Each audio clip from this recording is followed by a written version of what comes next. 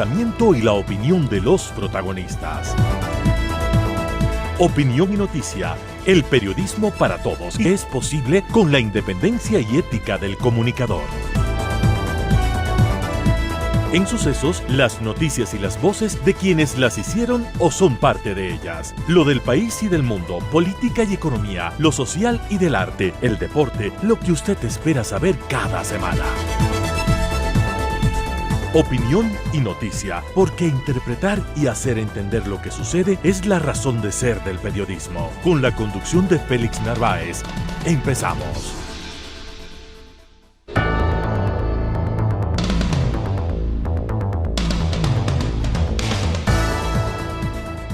¿Cómo están, amigos? Un cordial saludo desde Sucesos. Somos el 101.7 FM y desde cualquier parte del mundo usted nos puede sintonizar en el www.radiosucesos.fm. Gracias por su siempre deferente atención. Recuerde que también estamos en el Facebook. Somos Radio Sucesos Ecuador, en Instagram, @radiosucesos.es. También estamos con la misma dirección en el sistema X. Gracias por su compañía, gracias por su sintonía. Para hoy, temas fundamentales relacionados con lo político y con lo energético, con la luz eléctrica, los apagones. Los trabajadores eléctricos, mucha atención a esto, sostienen que el regalo de luz eléctrica cada mes al país le va a costar 46 millones de dólares. Lo que está ofreciendo la gratuidad de la energía eléctrica el presidente de la República cuesta nada más ni nada menos cada mes que esa cantidad. El gobierno dice que solo son 34 millones. Vamos a hacer un análisis de eso. Lo segundo, los asambleístas, más bien asambleístas, no asambleístas, digamos, los constitucionalistas Carlos Medina y Salim Saidán coinciden que la propuesta gubernamental para el retorno de las bases militares al Ecuador es justamente una reforma parcial. Eso es inobjetable. Así debería pronunciarse la Corte Constitucional, pero con el agravante de que tiene una intencionalidad eminentemente política y electoral. También será escenario de nuestro análisis y estaremos invitando al asambleísta Jorge Peñafiel de Construye, porque él sostiene que la pugna entre el presidente de la República y la vicepresidenta Abad es un lío doméstico convertido en un problema de Estado, asunto que lo va a tratar la próxima semana la Asamblea. Temas que ya están en nuestra mesa de trabajo. Bienvenidos.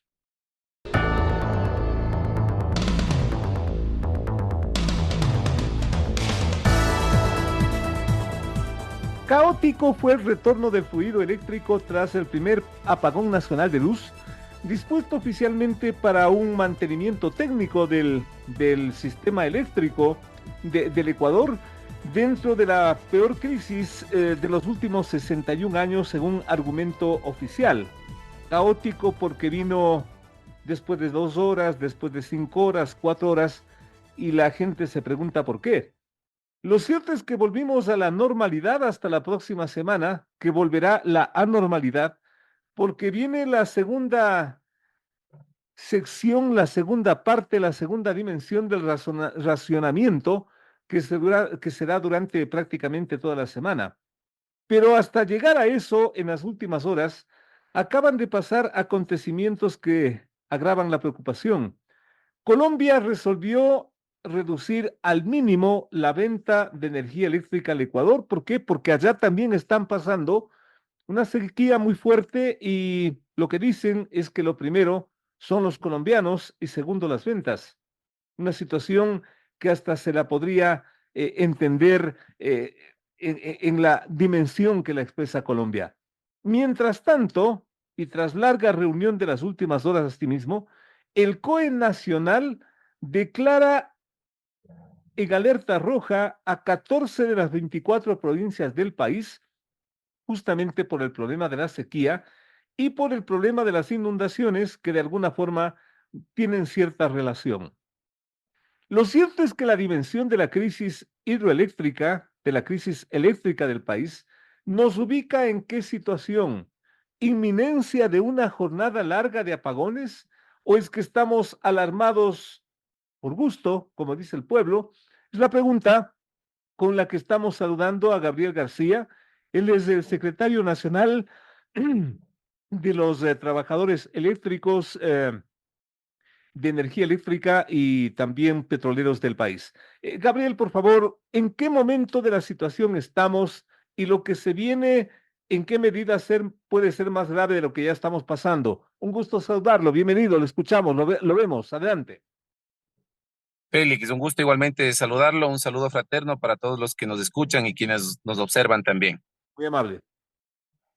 Bueno, en realidad la situación de nuestro país en materia energética es complicada. Nosotros hemos tenido el gusto de poder compartir con usted este espacio en otras ocasiones ¿Cómo y no? alertar a la ciudadanía que efectivamente, si no existe inversión en el sector energético del Ecuador, es muy lamentable lo que vamos a tener que pasar y lo que ya lo estamos viviendo, como es el tema de los racionamientos de energía. Se ha intentado decir que ahora se están haciendo mantenimientos nocturnos y eso sí, pues es inédito que durante largas jornadas de la noche se realicen este tipo de mantenimientos mayores, porque para hacer un mantenimiento general, pues cada una de las empresas distribuidoras tiene ya un cronograma establecido. Los mantenimientos generales no se los puede realizar en estos horarios nocturnos, especialmente por la dificultad que esto genera.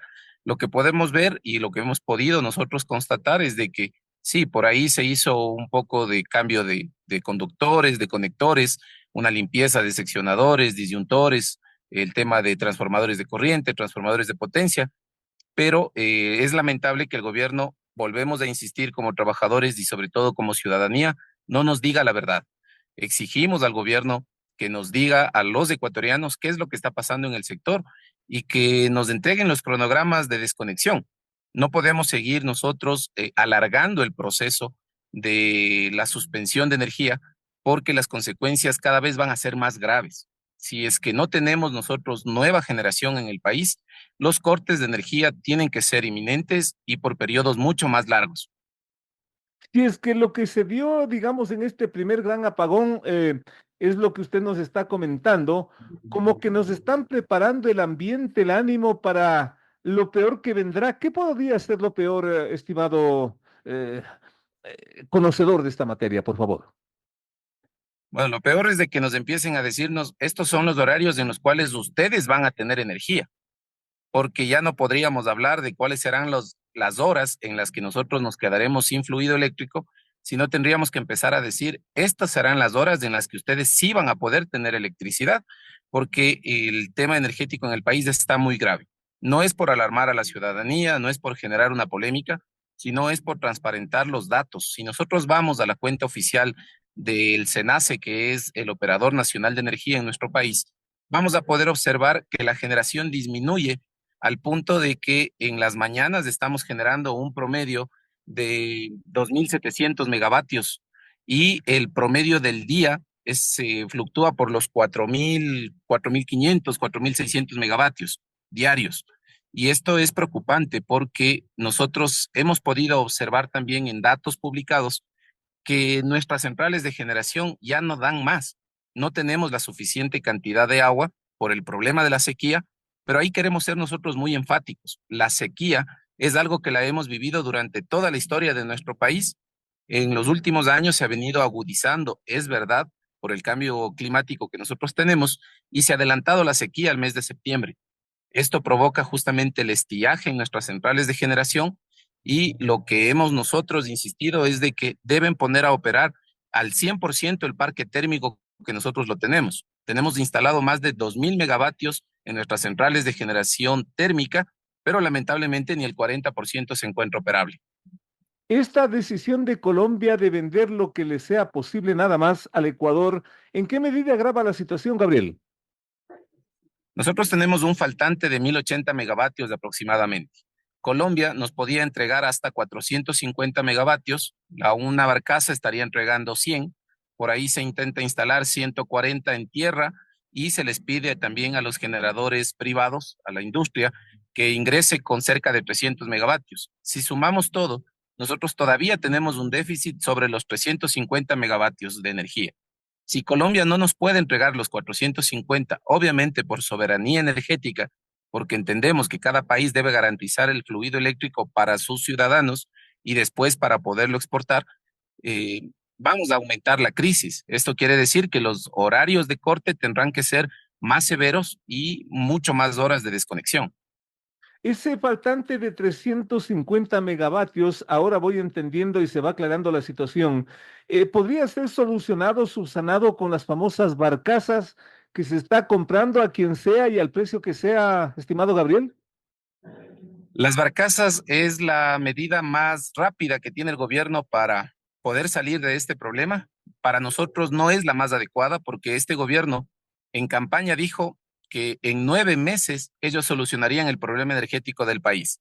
Han pasado 10 meses, el problema cada vez es más grave y si querían hacer las cosas de una manera distinta o tal vez más responsable, ellos tenían que haber declarado la emergencia desde el primer día que ingresaron al gobierno, para que durante estos 9 meses se den procesos de contratación de nueva generación en tierra y no como se anunció hace 3 semanas recién, donde mantuvieron una reunión con todos los industriales en el ECU 911 y dieron ahí la propuesta de que presenten ofertas quienes pueden entregar electricidad al Ecuador y recién a construir los términos de referencia. Es inédito también que un proceso de contratación, como es el caso de una nueva barcaza, que generará cerca de 240 megavatios por un costo superior a los 300 millones de dólares, se lo lance en tan solo un día. Entonces ya vimos lo que pasó con la barcaza anterior y ahora pues es más que seguro nos dirán que en las costas del Ecuador estaba rondando otra barcaza turca para poder entregar electricidad. Creemos que sí es necesario en este momento la contratación de una nueva barcaza, que es la manera más rápida de poder incrementar generación en el país, pero no es la más adecuada ni soberana, porque los recursos que se entrega a un privado obviamente no quedan en el Ecuador, se los llevan afuera del país y es dinero que se necesita actualmente en el Ecuador para poder producir mayor cantidad de energía. Y un tema muy delicado y final, agradeciéndole, Gabriel, que hay que preguntarle a ustedes que son quizás los directamente involucrados, una virtual militarización del manejo del sistema eléctrico en el país. ¿Por qué? Por dos cosas. Primero, porque el gobierno aparentemente desconfía de los trabajadores y segundo, porque habla de una suerte de boicot. Entonces hay que entregarles a los señores militares para tener cierta seguridad.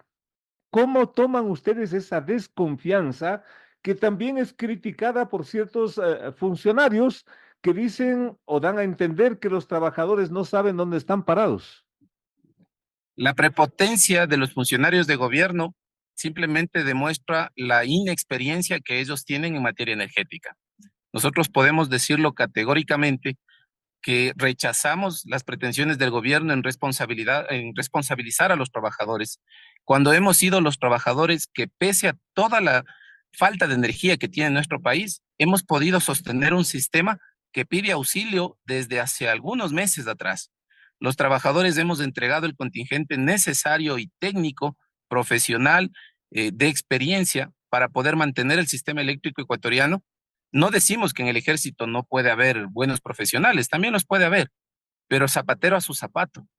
Ahora se utiliza, por ejemplo, la fuerza pública para perseguir a trabajadores, como es el caso de nuestro compañero dirigente nacional, David Almeida, quien con compañía de la Policía Nacional fue entregado un documento de notificación de inicio de un proceso administrativo para ser retirado de la empresa Petroecuador por haber denunciado los problemas que el gobierno intenta vender el campo Amistad y el campo Sacha, campos petroleros, campos energéticos de producción de gas, que bien el gobierno podría utilizar en este momento para poder producir mayor cantidad de gas, por ejemplo, y entregar este gas a Termomachala y de esta manera incrementar como un dato adicional 40 megavatios al sistema, invirtiendo 40 millones de dólares. Pero el gobierno prefiere en este momento lanzarse una campaña demagógica de entregar a las planillas de los ecuatorianos 3 meses de gratuidad. Hablamos de que el gobierno nos dijo que serán 34 millones lo que le costará hacer esta devolución de las planillas durante los 3 meses. nosotros como trabajadores, como Asociación Nacional de Trabajadores de la Empresa de la Energía y el Petróleo, rechazamos estas declaraciones y le decimos al gobierno que en el Ecuador existen 4.9 millones de clientes residenciales. El promedio de consumo en el país es de 133 kilovatios hora. Si multiplicamos este rubro por el costo del kilovatio, estamos hablando nosotros que entregar la planilla gratuitamente a los ecuatorianos por 3 meses representará 46 millones de dólares mensuales.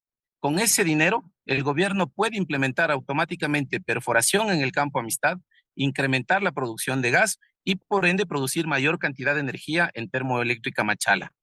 No es el momento de medidas demagógicas, están en campaña electoral, las empresas públicas deben empezar a funcionar como tal, como empresas técnicas y no politizadas como el gobierno lo está haciendo actualmente. Clarísimo, clarísimo, Gabriel, y por eso nuestro empeño y gracias por atendernos a esta invitación para que en este momento crítico también el público escuche la voz de ustedes, que también es una voz de orientación para saber qué es lo que pasa con toda esta crisis. Gabriel, hasta la próxima, muy amable, muy gentil. Un gusto, Félix, un fuerte abrazo y un saludo a todos quienes nos escuchan y nos observan. Muchísimas gracias a Gabriel García, es el secretario secretario nacional de los trabajadores energéticos y del petróleo del país. Ahí tienen una voz para que ustedes saquen las mejores conclusiones. Volvemos con más.